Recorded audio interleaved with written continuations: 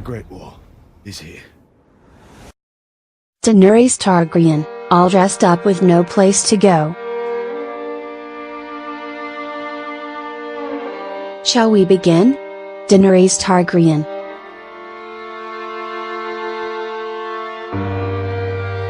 With 3 words, the Mad King's daughter Daenerys began her plan to reclaim the Iron Throne. Her campaign in Westeros has been something that viewers of HBO's Game of Thrones have been expecting ever since she emerged from her husband Drogo's funeral pyre with 3 newborn dragons. For 6 seasons, she wandered around Essos as an exile, but as an exile growing in power. Along with her dragons, she acquired the stoic Unsullied infantry, spent some time getting first-hand experience in ruling, and secured the fervent loyalty of the saddled for a battle Dothraki. At the end of the 6th season, with her combined forces being borne west by ships from her Westerosi supporters, and a captured slaver fleet, it certainly appeared that Daenerys would be following in the steps of her ancestor Aegon the Conqueror. Make landfall in Westeros with a committed army.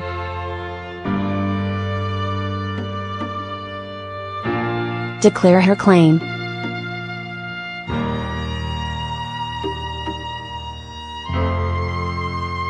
Welcome those willing to bend the knee.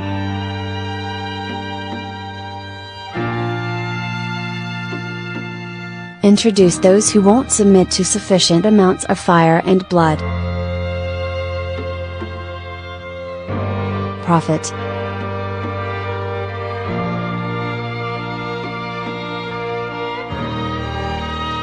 It's not a bad time to invade Westeros.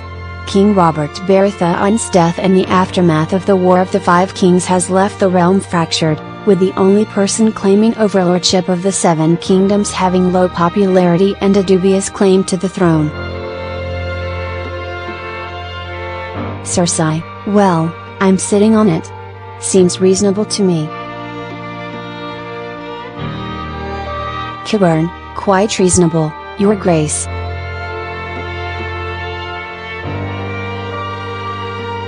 Despite Cersei's low numbers in small folk bowling, the Lannister lioness is the queen that Dany needs to beat if she wants to be taken seriously.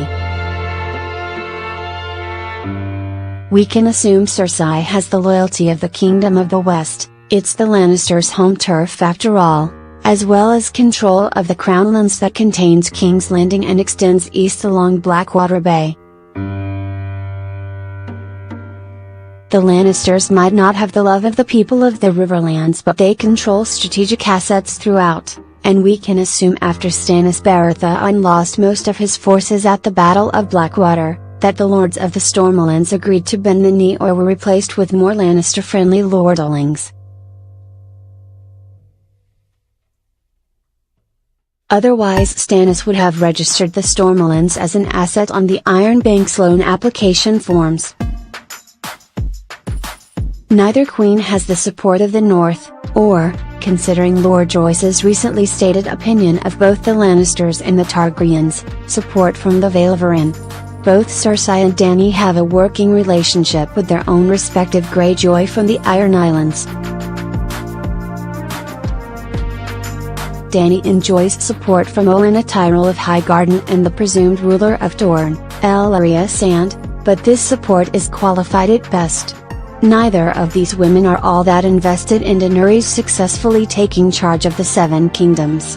Their primary objective is the destruction of the Lannisters, Cersei in particular.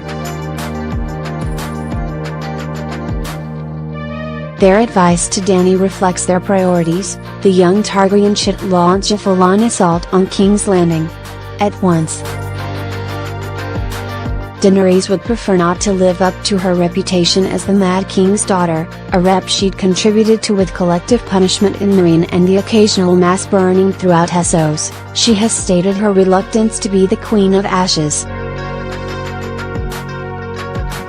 That language is evocative of the fairy tale heroine Cinderella, so named for being filthy from cleaning the ashy hearths. Dany's situation is reminiscent of Cinderella's. She has every right to go to the ball, or in this case, to exercise her claim to the throne. She's all dressed for the occasion, but wicked people insist on being in her way.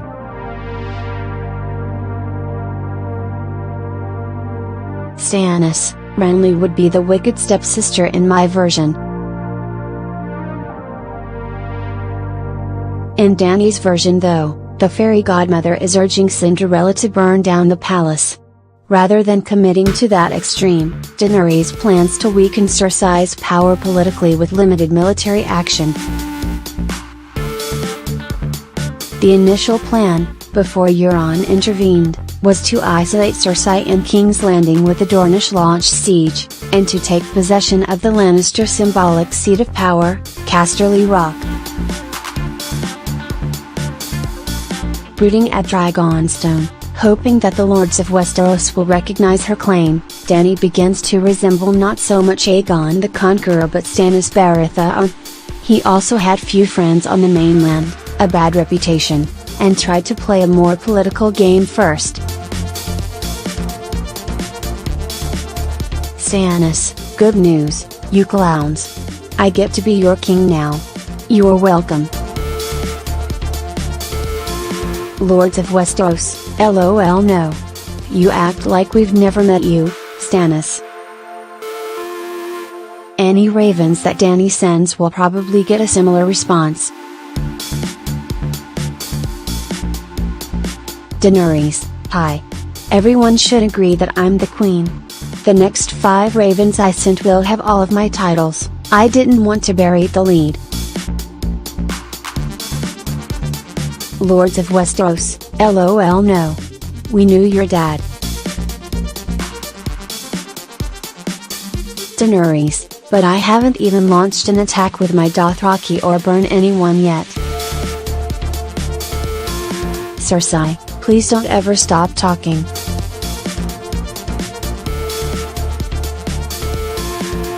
The Stannis comparison is not too far off base.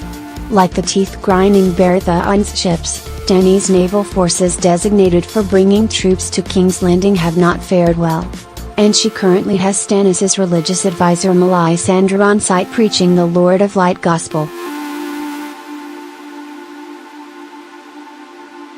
Daenerys has previous experience with bonfires and human sacrifice. Dany isn't quite in the desperate straits that Stannis found himself in after his great loss in trying to assault the capital. She still has a large army of specialized forces, including flying weapons of mass destruction. She couldn't have obligated all of her ships to the Dornish ferrying operation or Grey Worm's planned assault on Casterly Rock. If the Lords of Westeros are not receptive to her claims, should she want to bring the Dothraki over to engage in wholesale shivachi, she could. But does she want to do that?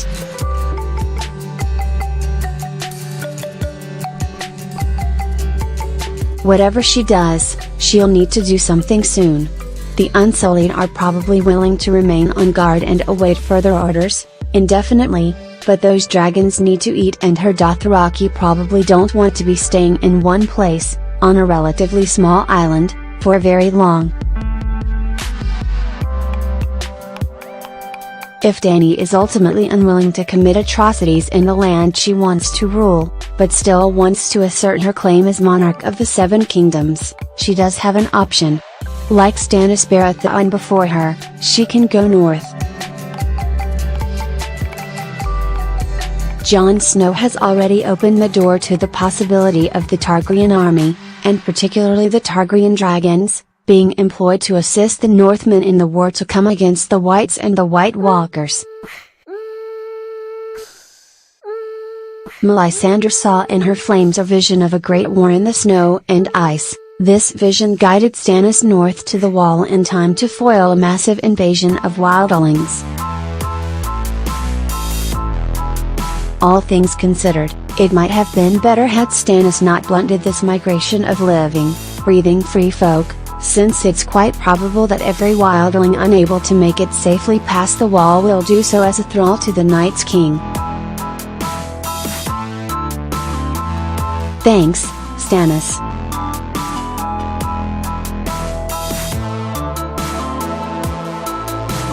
Stannis, you're welcome. But your grace is the appropriate address. I'll not remind you again. It was a big deal when Stannis opted to forego pursuing the throne and react to the realm's defense.